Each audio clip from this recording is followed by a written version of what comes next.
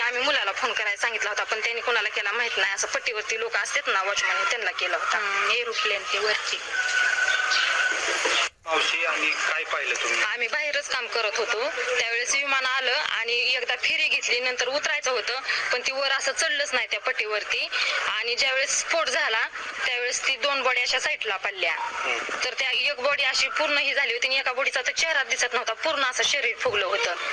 तुम्ही हा अपघात पाहिला का डोळ्यांनी? हा, डोळ्यांनी पाहिलं. आम्ही घराच्या पाठीमागच काम चाललं होतं. नेमकं काय घडलं त्यावेळेस विमान गावाकडूनच येत होतं, असं खूप अंतरावर खाली होतं, वरती नव्हतंच. ती त्यांनी उतरायचा प्रयत्न केला पण ते दुसऱ्या फेरीला उतरायला गेल्यानंतर ती असं जागेवरच हे झालं, तिथं वर पट्टीवरती चढूच शकलं नाही. स्फोट खूप मोठा झाला का? खूप मोठा होता. स्फोट झाल्यानंतर आम्ही इथून पळालो, पाणी घेतलं पण ती आमची सुद्धा शक्यता नव्हती ती असं हे करायची, पाणी वाटण्याची. आम्ही खूप घाबरलेलो. त्यावेळेस दोन्ही साईडला 2 बॉड्या पडल्या होत्या आणि ती पूर्ण एक बॉडी ना, चेहरा तर काही दिसत नव्हता पण पूर्ण पांढरा शपथ माणूस आणि असं पूर्ण फुगलेली बॉडी होती. 2 बॉड्या साईडला पडल्या, बाकीच्या बॉड्या पूर्ण आत होत्या. आधी सुरुवातीला 200 डिस्टन्सला वर होतं विमान, मग एवढं रनवे कॅच झाला नाही. मग तिने पहिलाच करव घेतला आणि दुसऱ्याच करवला ती जास्त खाली आली. जास्त खाली आल्यावर तिला धावपट्टी आणि ह्याच्यात दुखेचा अंदाज आला. तिने काय केलं, या साईडला म्हणजे बाहेरच्या साईडला असल्यामुळे रनवेला गेलीच नाही, त्यामुळे ती काय झालं धावपट्टीच्या बाजूला म्हणजे ती 100% शोर इथल्या याला आली नसतात. त्यामुळं धावपट्टी आणि ही बाजूचा इतर ठिकाणी धावपट्टी आहे ना, धावपट्टी आलीच नव्हतं. धावपट्टी पलीकडे 50 मीटर पलीकडे राहते. ठीक आहे, लोक आहेत ना त्याच्या पासून पलीकडे 20 मीटर अजून आहे. पायलटला अंदाज आला. त्यामुळे 6 लोक 6 2 वैमानिक होते का त्यातले? हे चेअर दादांची सीतारा तुम्ही स्वतः हे करायला? हा, सुरुवातीला आम्ही किती वाजले तरी आम्हाला इथं पोहोचत 3 मिनिटं. बॉडी किती वाजले? काहीच म्हणजे डिझेल टँक पडत होतं ना, त्यामुळे काही करता डिझेल टँक शरीर किती वाजले? तसं काय आपण शुअर काय होप्स नव्हते? काही खूप पण ती गरम असतं म्हणून त्यात आपलं SPG उद्यापर्यंत त्यांनी हात लावला म्हणून बॉडीला कॅच करतात नाही. स्किन वगैरे सगळं लूज झाले. आताच हे होतं ना ब्रेसलेट आणि दादाचे कपडे आहेत ना, त्याच्यावर सेफ गार्ड असं नाही ना, सेफ गार्ड आहे त्याच्यामुळे डिस्टन्स 30 ते 50 मीटर पर्यंत उडून जाते चेअर. समोरच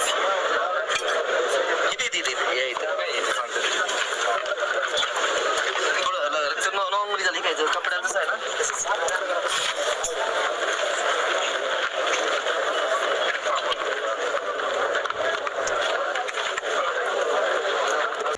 अजितदादा पवार काल यांच्या विमानाला बारामतीमध्ये सकाळी 8:46 अपघात झाला आणि यामध्ये अजितदादा पवार यांच्यासोबतच 5 त्यांचे जे काही सहकर्मी आहेत त्यांचासुद्धा मृत्यू झालेला आहे. खूपच दुःखद घटना अशी घडलेली आहे, अनपेक्षित घटना अशी घडलेली आहे. कोणी विचारही केला नव्हता की अजितदादा आपल्याला अशा प्रकारे सोडून जातील. तर नियतीला दुसरंच काही माहीत होतं आणि त्याचमुळे अशा प्रकारची ही घटना घडली आणि अजितदादा आपल्यातून गेलेले आहेत. तर आता तुम्ही प्रत्यक्षदर्शी यांनी सांगितल्याप्रमाणे सर्व काही तुम्ही समजलाच असाल की किती मोठा भयानक हा जो विमानाचा स्फोट झाला होता, यामध्ये किती मोठी भयानकता होती. आणि यावरूनच तुम्ही समजू शकता की आतील जे काही बसलेली मंडळी होती त्यांचे काय हाल त्या ठिकाणी झाले असतील. म्हणजे त्यांची ओळखसुद्धा त्या ठिकाणी पटू शकली नव्हती, परंतु एका गोष्टीमुळे मात्र अजितदादा पवार यांची ओळख पटली आणि हेच अजितदादा आहेत हे त्यावरून स्पष्ट झालं. आता नेमकी कोणची वस्तू होती ती हे सुद्धा आपण व्हिडिओमध्ये जाणून घेऊया. तर त्याआधी एक गोष्ट आणखीन मी तुम्हाला सांगू इच्छितो की रनवेवर विमान उतरताना 2 घिरट्या घडल्या. म्हणजेच की बारामतीच्या जे काही विमानतळ आहे त्यावर जे काही हवाईपट्टी आहे त्यावर उतरताना त्यांना सुरुवातीला तिथं उतरता आले नाही आणि म्हणून त्यांनी दुबार उतरण्यासाठी एक टर्न घेतला आणि पुन्हा धावपट्टीकडे त्यांनी वापस टर्न घेऊन उतरण्याचा प्रयत्न केला, परंतु ते इनबॅलन्स झाल्यामुळे विमान असं फिरल्यामुळे आणि त्याचा तोल गेल्यामुळे ते हाताशी राहिलं नाही आणि एकदम रणपट्टीच्या बाजूला 1-1.5 किलोमीटर अंतरावर जाऊन ते एका खोऱ्यासारख्या नाल्यासारख्या जागेवर आदळल्यामुळे त्याच्यामध्ये स्फोट झाल्यामुळे 6चे 6 जण त्यामध्ये बसलेले होते अजितदादा पवार यांच्यासोबत. त्या सर्वांचाच या ठिकाणी मृत्यू झालेला आहे.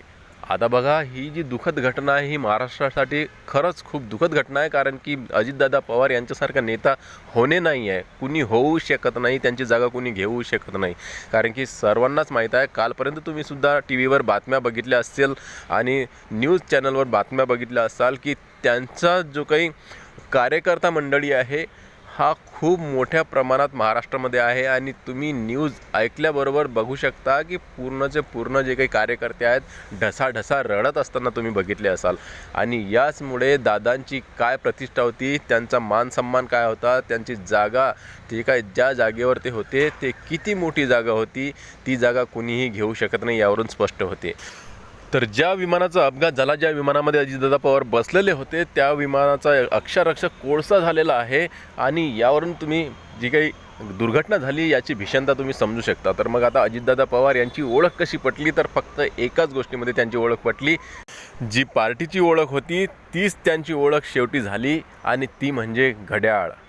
बघू शकता तुम्ही, अजितदादा पवार यांच्या पार्टीची निशाणीसुद्धा घड्याळच आहे. आणि या घड्याळीमुळेच अजितदादा पवार यांची ओळख त्या ठिकाणी पटलेली होती. कारण की अजितदादा पवार हे सुद्धा हातात घड्याळ घालायचे आणि ती वैशिष्ट्यपूर्ण घड्याळ तीच त्यांची शेवटची ओळख ठरलेली होती. ही बातमी जी आहे खरंच मन हेलावून टाकणारी बातमी आहे, दुःखद करणारी बातमी आहे.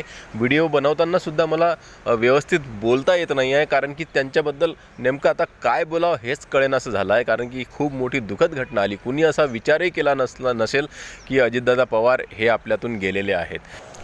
आज सकाळी 11 वाजल्याच्या दरम्यान त्यांच्या अंत्ययात्रेस सुरुवात होणार आहे आणि अंत्ययात्रेस खूप मोठ्या प्रमाणात महाराष्ट्रभरातील त्यांचे जे काही सहकारी आहेत, त्यांचे जे काही मित्रमंडळी आहेत, त्यांचे जे काही पदाधिकारी आहेत, त्याचबरोबर त्यांचा कार्यकर्ते आहेत महाराष्ट्रभरमधून त्यांच्या अंत्ययात्रेला येणार आहेत.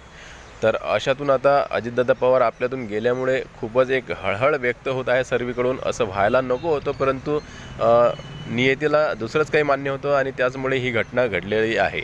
तर यामध्ये अजितदादांची ओळख फक्त त्यांच्या पार्टीची जी काही निशाणी होती घड्याळ, तीच त्यांची शेवटची ओळखसुद्धा ठरली.